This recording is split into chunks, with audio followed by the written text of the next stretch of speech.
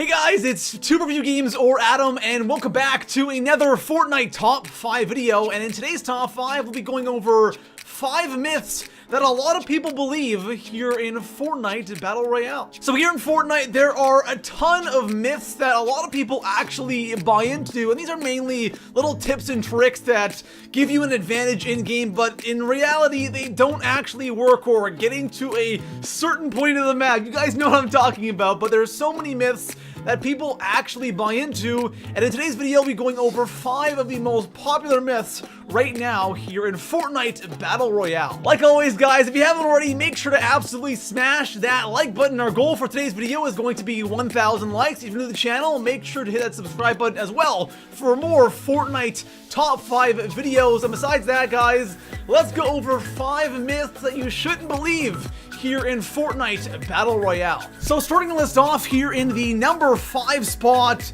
this is hands down the most popular myth in all of Fortnite, and that is getting back to Spawn Island. This is something that people have been trying to do since the release of Fortnite Battle Royale, and I guess a huge reason why people are trying to do this constantly is because in PUBG, you can get back to Spawn Island in that game, and for those of you who don't know what PUBG is, it's a very popular Battle Royale game that came out before Fortnite, but people are trying to do that here in Fortnite Battle Royale, and unfortunately, it just doesn't work. You can try to parachute down, and just when you feel like you're getting close and you're about to make it, you hit this big barrier. And the same thing with building. If you start building from the main map over to Spawn Island, the same thing happens. You get close, but you hit a huge barrier, and you can't actually make it over to Spawn Island. Now, since we're talking about getting back to Spawn Island, in the future, I could definitely see them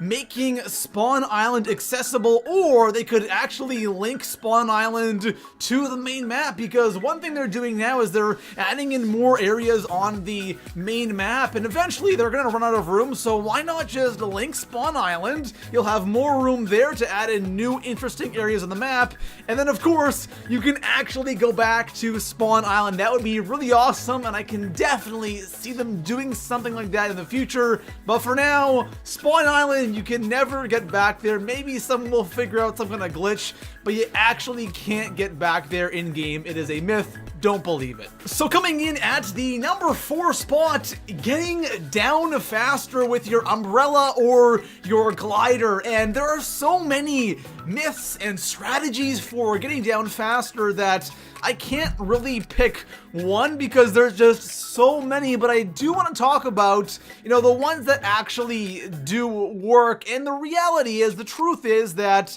there's really not one specific strategy that will get you down faster or significantly faster than everybody else. It's pretty much all the same. There are little small things you can do to get down a tiny bit faster, but it's nothing significant. So the one strategy that actually does work in-game is landing at the lowest point on the map. So when you hear people talking about landing on the outside of the map gets you down faster, that actually does work. When you aim for the lowest point on the map, your glider will actually deploy a lot later compared to aiming for a mountain. So when you aim for the lowest point on the map, your glider will deploy much later, and then the time from when you deploy your glider to getting down to the ground is significantly faster. Everything else really is a myth or doesn't work, and one popular myth for this was umbrellas go down faster than gliders. That is completely BS. They are the exact same, but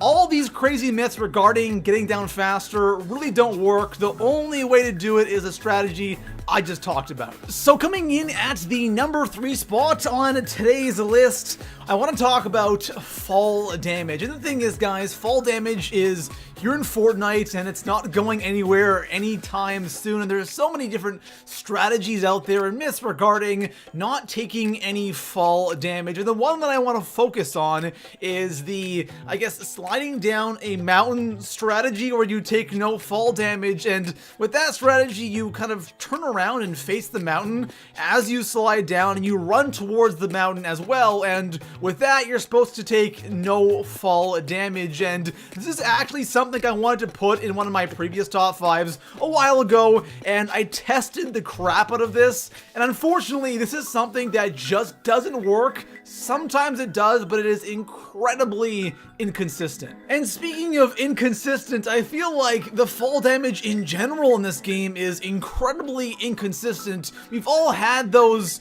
moments where we've slid down these massive slopes and we expect to take tons of fall damage and nothing happens, and you slide down this small little slope and then boom, half your health is gone. So just in general, fall damage is really weird in this game, and using this strategy, like I said, sometimes it works, but for the most part, you're gonna take the same amount of fall damage as you normally would. And a lot of these myths revolving around not taking fall damage, they just aren't true, and you shouldn't believe them. So coming in at the number 2 spot on today's list, we gotta talk about running faster here in Fortnite Battle Royale, because there's a lot of myths floating around out there. A lot of people actually really buy into this one. I think this is the one myth that a large portion of the community actually believes, and you would think that if you ran with a pistol over an RPG or an assault rifle, you would run much faster because a pistol should be lighter than an RPG, but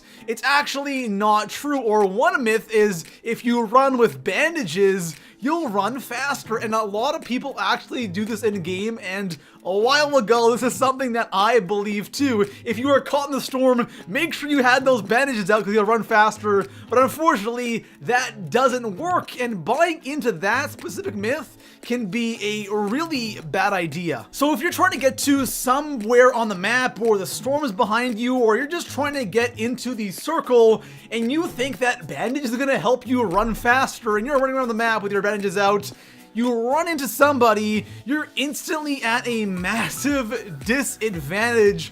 And what do? You can't shoot with your bandages, and I actually did this so many times where I was running with my bandages out, and I went to shoot and I started healing instead. It is a very bad idea. Don't buy into this one.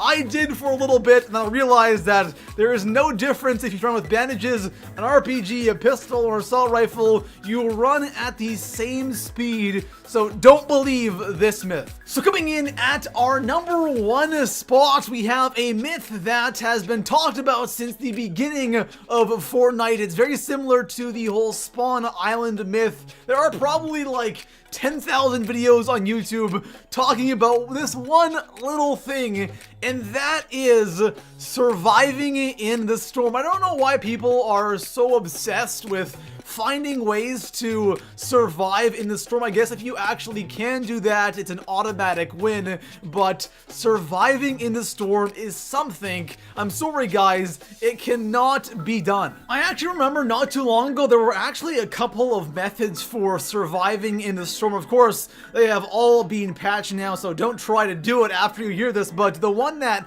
really stands out to me was the slurp juice glitch, where you could actually drink a slurp juice and then do something else. I don't exactly remember what it was, but your health would like never go down, or would always be recovering from the slurp juice, and you could stay alive in the storm forever, which would give you an automatic win because the circle will get so small that the person who's actually playing, they're just gonna die. So doing this method it's just cheap. Surviving the storm forever completely ruins the game for everybody else, and thankfully there are currently, well actually I don't know if there are methods right now for surviving the storm, but if you actually do find one and you do use it, you can actually get banned for surviving or staying in the storm forever, because again, that is going against the whole point of playing Fortnite. But unfortunately, even to this day, I'm sure there's people out there trying to find different methods for surviving in the storm forever, and I'm sure more will be found. And if you're someone who believes that there are actually ways to survive in the storm,